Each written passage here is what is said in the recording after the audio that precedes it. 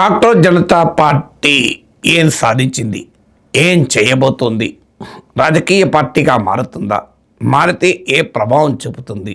ఇవన్నీ ప్రశ్నలు ఇప్పుడు దేశ రాజకీయాల్లో కుదిపేస్తున్నాయి. అన్ని పార్టీల్లో ఆలోచనలు కలిగిస్తున్నాయి.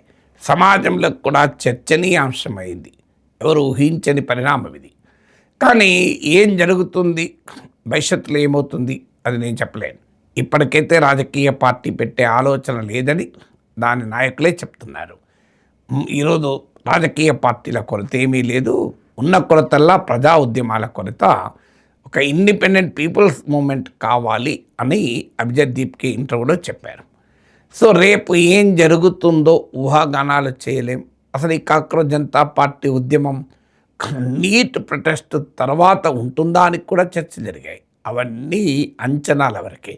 కానీ ఇప్పటి వరకు కాక్రోచ్ జనతా పార్టీ సాధించింది ఏమిటి అని మాత్రం మనం లెక్కలు పెట్టుకోవడం సులభమవుతుంది.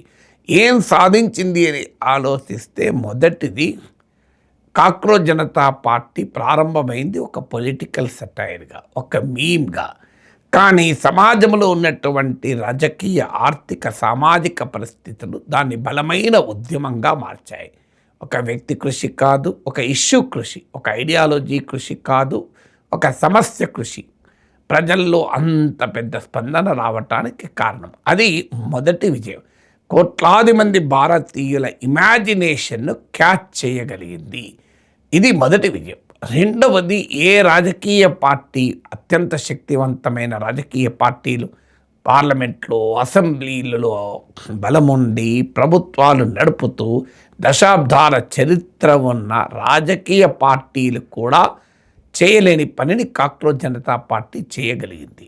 అది కేవలం విద్యామంత్రిని రాజీనామా చేయించడమే కాదు, ప్రజల ఇష్యూస్తో ఎంగేజ్ అయిన తీరు కూడా. ఇన్నేళ్ళైనా ఏ రాజకీయ పార్టీ అయినా స్కూళ్ళకు వెళ్దాం పద అని ఒక సస్టైన్డ్ పీపుల్స్ మూమెంట్ ఎడ్యుకేషన్ చుట్టూ నిర్మించిన ఉదాహరణలు ఉన్నాయా?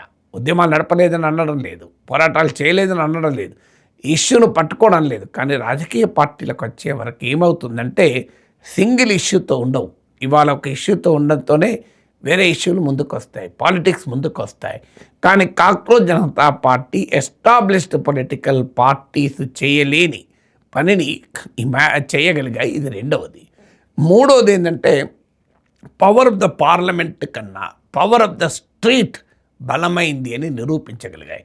పార్లమెంట్లో నియర్ 2/3 మెజారిటీ ఉండి ప్రతిపక్షాలను ఎన్నికల్లో ఓడిస్తూ, ప్రతిపక్ష ఎంపీలను తీసేసుకుంటూ, ప్రతిపక్ష పార్టీలను ముక్కచెక్కలు చేస్తూ, ప్రతిపక్ష నేతల్ని జైల్లో పెడుతూ, జైత్రయాత్ర జరుపుతున్న నరేంద్ర మోడీ టీంను గోలు పెట్టించగలిగింది. దిగిరాక తప్పనిసరి పరిస్థితి తేగలిగింది. కేంద్ర కేబినెట్ మంత్రినే డ్రాప్ చేయాల్సినటువంటి పరిస్థితికి తేగలిగింది. ఇది మూడో విజయం. నాలుగో విజయం ఏంటి అంటే, కాక్రోచ్ జనతా పార్టీ తర్వాత ఉండదిగా నీట్ ఇష్యూతో మొదలైంది, దాంతోనే క్లోజ్ అవుతుంది అని అనుకున్నారు. వీళ్ళ ఎజెండా ఏంటి, ఏం చేయగలుగుతారు అన్నారు. కానీ ఒక బలమైన ఇష్యూ నాయకత్వాన్ని సృష్టిస్తుంది, ఉద్యమాన్ని సృష్టిస్తుంది, పార్టీలను సృష్టిస్తుంది, అధికారంలో కూడా తేగలుగుతుందని మనకు చరిత్రలో అనేక అనుభవాలు ఉన్నాయి. తెలంగాణ నుంచి అస్సాం వరకు ఈ అనుభవాలు చూసాం. కానీ కాక్రోచ్ జనతా పార్టీ తీసుకున్న నీట్ ప్రొటెస్ట్ల తర్వాత ఏ ఇష్యూ తీసుకోగలుగుతుంది, ఇంత ట్రాక్షన్ వస్తుందా అనుకున్న దాన్ని ఎడ్యుకేషన్ ఇష్యూ తీసుకుంది. 2 కార్యక్రమాలు తీసుకుంది. ఒకటి స్కూల్ టీ కరో అన్న ఉద్యమం. ఇది ఇప్పటికే పొలిటికల్ ఇంపాక్ట్ క్రియేట్ కావడం మొదలైంది. బెంగాల్లో ఒక కాక్రోచ్ జనతా పార్టీ కార్యకర్త ఇంటిపైన దాడి చేస్తే తండ్రి చనిపోయాడు. రాజస్థాన్లో కాక్రోచ్ జనతా పార్టీ టీం స్కూల్కి వెళ్తుంటే దాడి జరిగింది. పొలిటికల్ సిగ్నిఫికెన్స్ లేనిది ఈ దాడులు జరగవు. దేశవ్యాప్తంగా జెన్జీ ఉద్యమాన్ని స్ఫూర్తిగా తీసుకొని జెన్ ఆల్ఫా తిరగబడుతోంది. అనేక రాష్ట్రాల్లో స్కూల్ పిల్లలు రోడ్డు మీదకి వచ్చి తమ డిమాండ్లను పరిష్కారం చేయమని అడుగుతున్నారు, సాధించుకుంటున్నారు కూడా. అందువల్ల ఎడ్యుకేషన్ ఇష్యూ, స్కూల్స్ ఇష్యూ ఇది యూనివర్సల్ ఇష్యూ, అందరినీ కదిలించేటువంటి ఇష్యూ, సమాజంలో ఉదయమున్న ప్రతి ఒక్కరిని స్పందింపచేయగలిగే ఇష్యూ, దేశ భవిష్యత్తును మార్చగలిగే ఇష్యూ కనుక ఆ ఇష్యూ జనాన్ని కదిలించింది. ఆ తర్వాత వారి కార్యక్రమం క్యా బోల్తీ హై పబ్లిక్, ప్రజలు ఏమి చెప్తారు విందాం పద అని చెప్పి సెప్టెంబర్ 1 నుంచి ఒక 2-3 నెలల పాటు కాక్రోచ్ జనతా పార్టీ కార్యకర్తలు పిల్లల యూత్ దగ్గరికి వెళ్తారు, జన్ ఆల్ఫా దగ్గరికి వెళ్తారు, జెన్ జీ దగ్గరికి వెళ్తారు, సమాజంలో ఉన్న ఇతర వర్గాల ప్రజల దగ్గరికి కూడా వెళ్ళి వాళ్ళ కన్సర్న్స్ ఏంటి అని వింటారు. ఇప్పటి వరకు రాజకీయ పార్టీలు చెప్పడమే కానీ విన్న దాఖలాలు ఎప్పుడూ లేవు. కానీ వినిపించుకున్న దాఖలాలు కూడా లేవు, అధికారంలో ఉన్నా లేకపోయినా. ఇప్పుడు చాలా క్రియేటివ్గా క్యా బోల్తీ హై పబ్లిక్, ప్రజలేం చెప్తారు, జనమేం చెప్తారు వింటామంటూ ఒక క్రియేటివ్ క్యాంపెయిన్తో మొదలుపెట్టారు. 5వది కేవలం ప్రభుత్వాన్ని మాత్రమే కాదు, ఎంటైర్ ప్రభుత్వ ఇకోసిస్టమ్నే టార్గెట్ చేశారు. ముఖ్యంగా గోధి మీడియాను టార్గెట్ చేశారు. మీకు ప్రభుత్వానికి అనుకూలంగా ఉన్న మీడియాను తీవ్రంగా ప్రశ్నిస్తున్నారు మీరు. జంతర్ మంతర్ ప్రొటెస్ట్లప్పుడు, ఢిల్లీ నిరసనలప్పుడు కూడా దాడులు కూడా ఆఖరికి జరిగాయి. మీడియా కూడా అనుకూల కేంద్ర ప్రభుత్వానికి అధికారంలో పార్టీకి అనుకూల మీడియా చాలా గగ్గోలు కూడా పెట్టింది. కానీ ప్రజాగ్రహం మీడియాపై కూడా చూపెట్టారు. అందువల్ల ఆ ఇకో సిస్టమ్ పైన దాడి జరిగింది. 6వది నేరుగా ప్రధానమంత్రిని టార్గెట్. ఇప్పటి వరకు ఏ రాజకీయ పార్టీ విజయవంతంగా చేయలేకపోయింది. ఏ రాజకీయ పార్టీ కూడా నరేంద్ర మోడీని టార్గెట్ చేయలేకపోయింది, నరేంద్ర మోడీని లేకపోయింది. కానీ first time cockroach Janata party ఏకంగా మోడీనే టార్గెట్ చేసి విజయం సాధించగలిగింది. తర్వాత 7వది కాక్రోచ్ జనతా పార్టీ న్యాయ వ్యవస్థను కూడా వదలలేదు. స్టార్ట్ అయిందే న్యాయ వ్యవస్థ పైన విజిల్తో, కాక్రోచ్ అన్న దాంతో. ఆ తర్వాత నాకు వీడియోలు చూసే సమయం లేదు అంటే న్యాయ వ్యవస్థనే ప్రశ్నించడానికి కూడా వెనకాడలేదు. చివరికి అది ఎక్కడి దాకా పోయిందంటే జెన్జీ ఉద్యమం నల్సార్ నుంచి మొదలుకొని national law university, Tata institute of social sciences, ఇవాళ బార్ కౌన్సిల్ చైర్మన్ రాజీనామా డిమాండ్ చేస్తూ ఉద్యమాలు నడుస్తున్నాయి.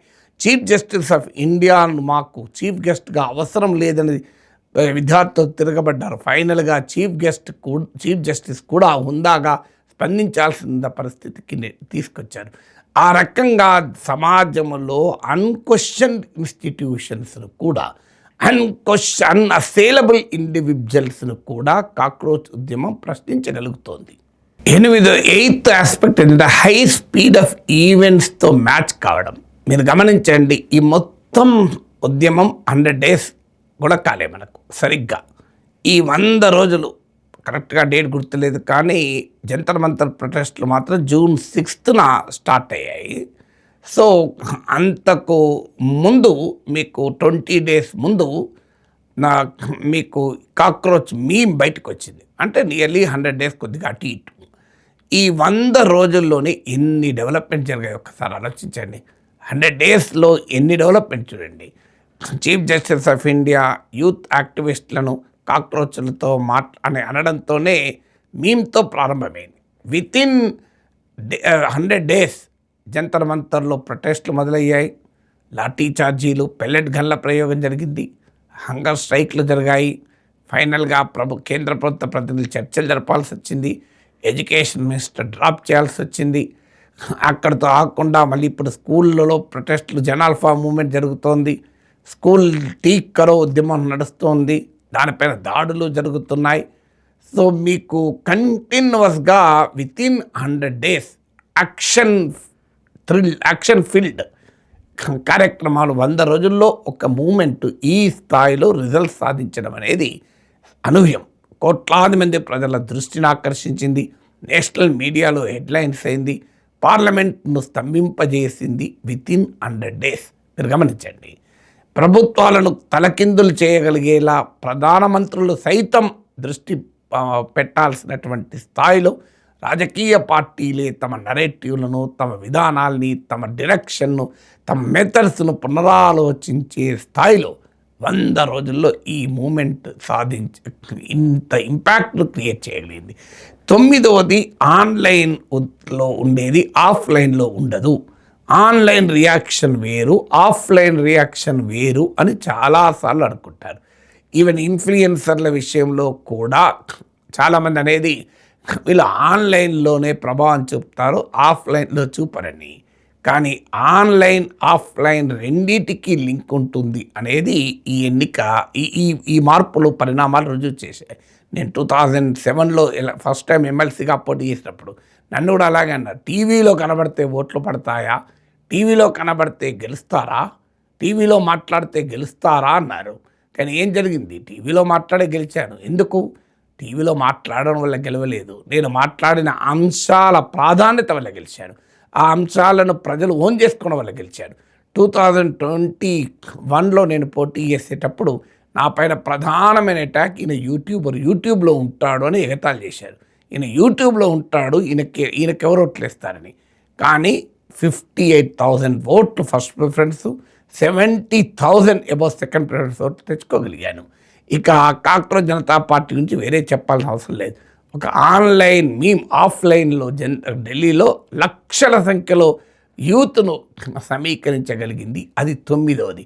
10వది ఏంటంటే దీని ఇంపాక్ట్తో, స్ఫూర్తితో జరుగుతున్న ఉద్యమాలు. మీరు గమనించండి, ఇష్యూస్ వేరు కావచ్చు, ఆలోచనలు వేరు కావచ్చు, ఐడియాలజీస్ వేరు కావచ్చు, కానీ ఒక ఉద్యమం అనేక ఉద్యమాలకు ఊపిరిపోస్తుంది. ఒక ఉద్యమం సాధించిన విజయం ఉద్యమాలపై కాన్ఫిడెన్స్ని పెంచుతుంది. ఒక ఉద్యమం ప్రభుత్వాన్ని దిగేలా చేస్తే ఇతర ఉద్యమాలకు ఎక్కడ లేని ఉత్సాహం కలుగుతుందని. చూడండి, ఆల్రెడీ E20 ఉద్యమం ఊపందుకుంది. చివరకు ప్రభుత్వం E20 పైన కూడా దిగిరాక తప్పని పరిస్థితి. మీకు chief economic adviser Anant Nageswaran ఏకంగా E10 పెట్రోల్ కూడా ఉండాల్సిందే అని ప్రభుత్వానికి బహిరంగంగానే సూచన చేశారు. ఆఖరికి ఇక చాలు, E20 మించి అవసరం లేదని కూడా ఫుడ్ ఎకానమీ వర్సెస్ ఫ్యూయల్ ఎకానమీని మొదలుపెట్టారు. E20 పెట్రోల్ వల్ల షుగర్ ప్రైసెస్ పెరగడం అనేది చర్చనీయాంశం జరిగింది. ఆఖరికి రిజర్వేషన్ హటావో లాంటి మూమెంట్స్ కూడా జంతర్ మంతర్లో మొదలయ్యాయి. జన్ ఆల్ఫా మూమెంట్ మొదలైంది. ఇష్యూ వేరు కావచ్చు, ఐడియాలజీ వేరు కావచ్చు, దాని వెనకాలన్న శక్తులు వేరు కావచ్చు, కానీ దాని ప్రభావం అయితే ఒక ఉద్యమం అనేక ఉద్యమాలకు ఊపిరిపోస్తుందని రుజువైంది. 11వది, ఇతర పొలిటికల్ పార్టీస్లో ఇప్పటి వరకు కాక్రోచ్ జనతా పార్టీ చేతులు కలపలేదు. సో కాక్రోచ్ జనతా పార్టీకి ఈ స్థాయిలో ప్రజల స్పందన రావటానికి కారణం ఏ పార్టీ బ్యాకింగ్ లేకపోవడం, ఏ ఐడియాలజీ బ్యాకింగ్ లేకపోవడం, ప్రజల ఇష్యూసే ముందు ఉండడం, ఏ నాయకుడు లేకపోవడం. నాయకుడున్నా ఇప్పటికి నాయకుని జైల్లో పెట్టో, నాయకుని పైన ఈడీఓ సిబిఐ ప్రయోగించో, లేదా నాయకుని కొనేసో, రాఘవ చెద్దా లాంటి యూత్ ఐకాన్ ఎలా మారిపోయాడో చూశాం కదా. జరిగి ఉండేది ఏదో పార్టీ ఉంటే పొలిటికల్గా చీల్చో ఏమో చేసేవాళ్ళు, కానీ నాయకుడు లేడు, పార్టీ లేదు, ఐడియాలజీ లేదు. అదే ఈ ఇష్యూకున్న స్ట్రెంగ్త్, అదే ఈ కాక్రోచ్ ఉద్యమానికి ఉన్న స్ట్రెంగ్త్.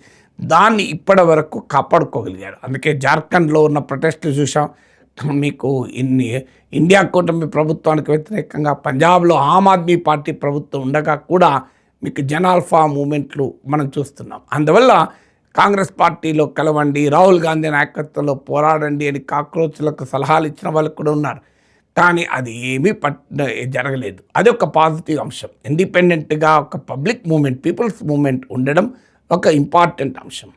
12వది, ఇప్పటి వరకు దేశ రాజకీయాల్లో లాస్ట్ 12 years గమనిస్తే ఏ నెరేటివ్ల మధ్య చర్చ జరుగుతుంది?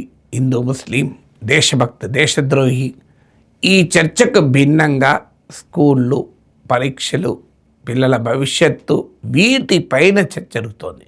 అంటే దేశ పొలిటికల్ డిస్కోర్స్ను, పొలిటికల్ నరేటివ్స్ను ఇంతగా మార్చడం అనేది మనం సంతోషించాల్సిన విషయం. రాజకీయ పార్టీల ట్రెడిషనల్ వెపన్స్, కులం పేరుతో, ప్రాంతం పేరుతో, మతం పేరుతో, ఐడెంటిటీ పేరుతో రకరకాల ఒక ప్రాపగండా పేరుతో విభజించేటువంటి రాజకీయ వ్యవస్థలో ప్రజల్ని స్కూళ్ళు, చదువులు, పరీక్షలు, ఉద్యోగాలతో యునైట్ చేయడం అనేది కాక్రోచ్ జనతా పార్టీ తీసుకొచ్చిన భారీ మార్పు.